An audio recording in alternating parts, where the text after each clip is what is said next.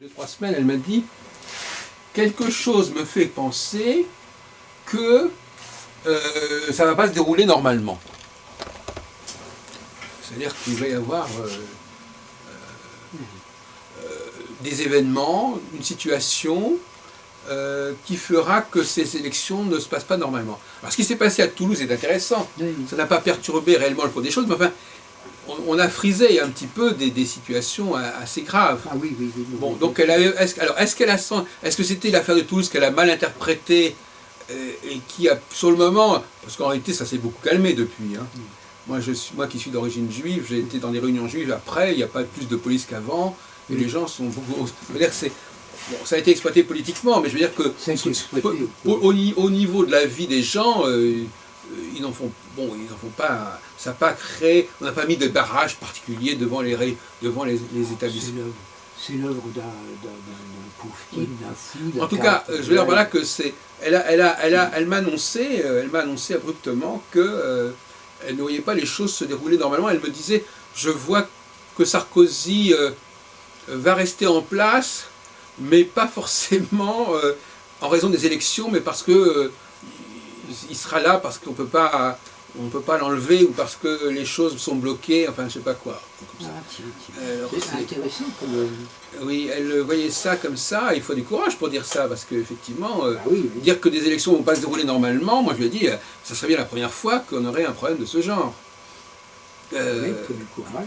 Alors est-ce que c'est un rapport avec l'histoire de Toulouse qui aurait pu dégénérer, et qui pourrait éventuellement, et qui aurait créé une sorte d'état d'urgence, c'est-à-dire que des choses tellement graves que on ne pourrait pas faire des élections à la limite, ce qu'elle était presque en train de dire, c'est qu'on ne pourra pas tenir les élections normalement, alors ça va loin.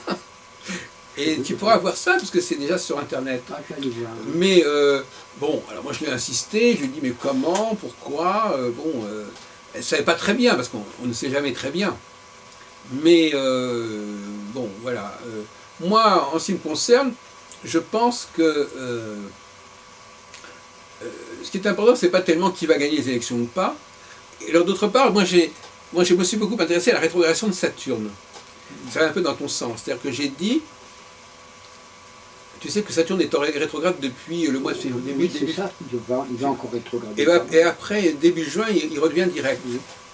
Alors j'ai dit, curieusement, les élections présidentielles se déroulent pendant la rétrogradation de Saturne, mais les législatives se déroulent quand Saturne redevient direct. Alors j'allais un peu dans le sens de tu disais, c'est-à-dire qu'on peut très bien avoir un président qui pourrait à la limite être de droite et des législatives qui feraient venir un parlement de gauche. C'est un scénario qui me parle assez, parce que, mais là, sur la base d'un truc très important pour moi. Je ne pense pas. Comment? Par contre, l'inverse, je ne pense pas que ça puisse être possible.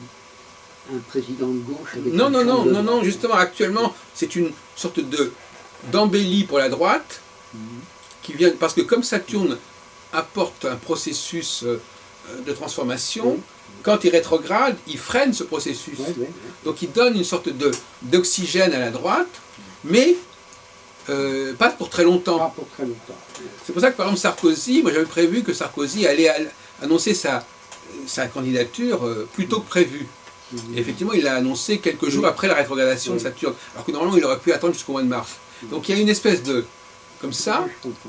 Bon, mais même ce phénomène-là, il n'est pas certain qu'il puisse gagner les élections. Mais en tout cas, s'il les gagnait, il ne gagnerait pas, comme tu dis toi-même, ça serait une victoire à la Pyrrhus. Je crois que ce serait une victoire à 1% ou 2%, 1% vraisemblablement. Non, mais en plus, qu'il n'aurait pas beaucoup d'effets. Non. Puis je crois quand même que Hollande devrait quand même. Mais cela dit, je crois aussi que c'est une... Bon, on va pas continuer indéfiniment cette discussion, mais malgré tout, je pense que nous sommes... Premièrement, je crois que les périodes de... Cette période de cyclicité, moi je crois beaucoup au cycle de 7 ans, et non pas au cycle de 15 ans, etc. Et donc, et même ces cycles de 7 ans, je les découvre en 2 périodes de 3 ans et demi. Donc il y a 3 ans et demi où on évacue ce qui a pu être rajouté, ce qui s'est un petit peu accumulé, et donc c'est une période un peu de dégraissage. 7 ans, c'est le carré de Saturne. 7 ans, c'est le carré de Saturne, et 3 ans et demi, c'est le semi-carré de Saturne. Hein. Oui, mais c'est ça. Mais le semi-carré de Saturne, par rapport à quoi? C'est ça, en fait, la question est là. Ça dépend par rapport à... Enfin, ça, c'est un autre sujet. Mais je veux dire par là que moi, je suis pour une astrologie à échelle humaine. C'est-à-dire...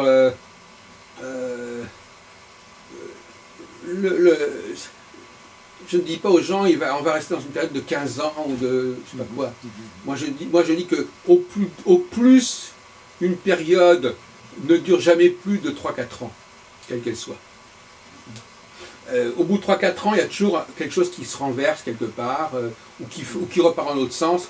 Je crois que c'est, déontologiquement, je crois que c'est important de ne pas apporter des échéances trop longues qui ne sont pas faciles à vivre aux gens. C'est un peu le tort de l'astrologie hindoue.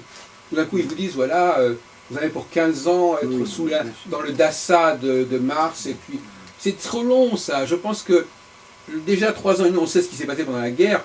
3 ans, c'est beaucoup. La vie n'est jamais comme ça. La vie, c'est toujours des cycles beaucoup plus rapprochés. Voilà, c'est ça, je crois. Oui, effectivement, mais je suis content qu'on soit d'accord là-dessus. Non, mais ça...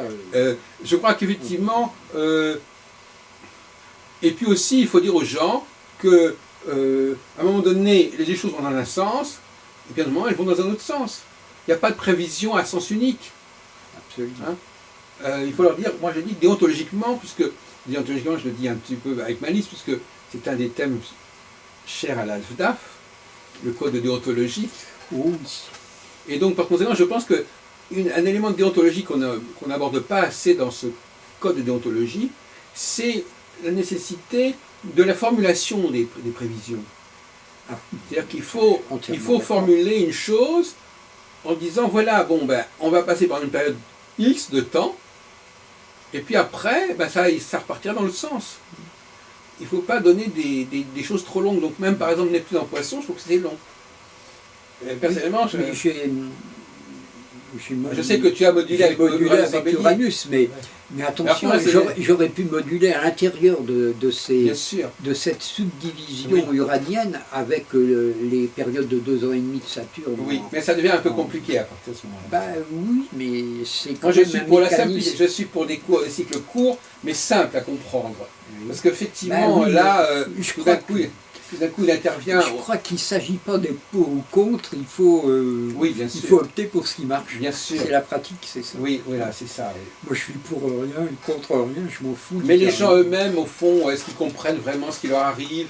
Est-ce qu'ils sont capables? Moi, je ne suis pas sûr que moi, je crois que le public a besoin d'être éduqué.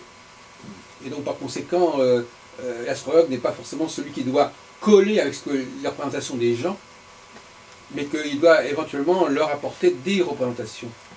Donc là aussi, la notion de pratique n'est pas simple, parce qu'en fin de compte, c'est une façon de mettre le client, c'est un peu le client qui dit si c'est vrai ou si c'est faux. Et je ne pense pas que ce soit très digne pour l'astrologie que de laisser au client, qui soit dans une situation un peu bizarre, un peu particulière, est-ce que c'est le client qui doit dire que ce que nous faisons marche ou ne marche pas? Ce qui me revient à dire qu'aussi, dans la consultation astrologique, je crois qu'il faudrait aussi que l'astrologue fournisse des outils cohérents et simples. Oui. Il faut que le client comprenne ce qu'on lui dit. En tout cas, moi je pense que, et on conclura peut-être là-dessus, je crois qu'il y a quand même une vocation à transmettre une certaine sagesse au client. Et une sagesse à laquelle... Alors là, effectivement, il y a une substitution. Là, je suis d'accord dans le cas de substitution, c'est-à-dire qu'effectivement, on doit remplacer certaines représentations que le client a de l'existence par d'autres représentations. Voilà. Oui, non, et ça, d'accord, là, je suis d'accord là-dessus. Je ne pense pas que ces représentations que le client a pêchées à gauche et à droite, les images qu'il a, les idées qu'il a, est-ce que l'astrologue doit forcément recouper ces représentations? Je pense qu'au contraire, il faudrait qu'ils disent, voilà, moi je vous parle du cosmos, alors, du point de vue du cosmos, on a une autre philosophie des choses que je vous enseigne, et qui n'est pas forcément celle qu'on vous a mis dans la tête. Oui, bien sûr. Bien sûr.